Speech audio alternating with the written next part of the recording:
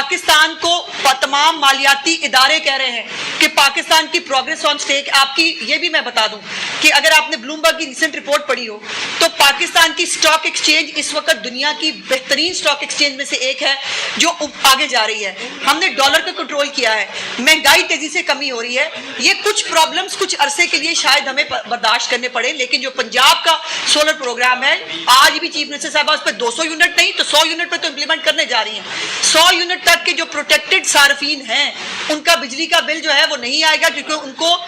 Solar پورا solar جو ہے وہ دیا جا رہا ہے بیٹری سمیت. اور جب وہ سولر ان کے گھر پہ لگے گا تو ان کو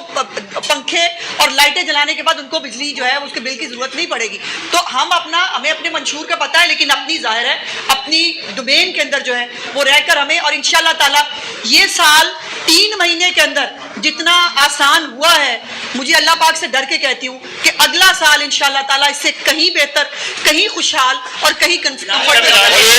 چیز ذہن میں رکھیے گا، میرا خیال ہے کہ عظمہ بہن ہمیں ان کو بتانا چاہیے کہ ہماری چیف منسٹر انڈر ٹریننگ نہیں ہے، یہ بھی بتانا چاہیے. بہت شکریہ. کا نتیجہ یہ ہے کہ ان کا کوئی بھی پروجیکٹ جو ابھی تک انہوں نے 100 کے قریب پروجیکٹس اب ہو گئے ہیں، وہ کوئی بھی پروجیکٹ نہ کاغذوں پر ہے نہ خلا میں ہے. وہ تمام پروجیکٹس جو ہیں وہ زمین کے اوپر آپ کو نظر آتے ہیں. اور دوسری بات یہ ہے کہ یہ جو ہماری ایک وہ کہا جاتا ہے کہ بیوروکریسی گھما لیتی ہے جی سب کو جو ہے وہ اس کو کسی بھی وزیر اعلیٰ کو جو ہے وہ کسی بھی طرح ہوشیاری دکھا لیتے ہیں. میری چیف منسٹر کے سامنے یہ نہیں ہوتا. اور میں یہ ضرور کہنا چاہتی ہوں کہ لوگ کہتے ہیں کہ جی بیوروکریسی یہ ہوتی ہے، بیوروکریسی وہ ہوتی ہے، لیکن چیف منسٹر صاحبہ کو، ان کی کیبنٹ کو، ان کی وزارتوں کے اندر جتنا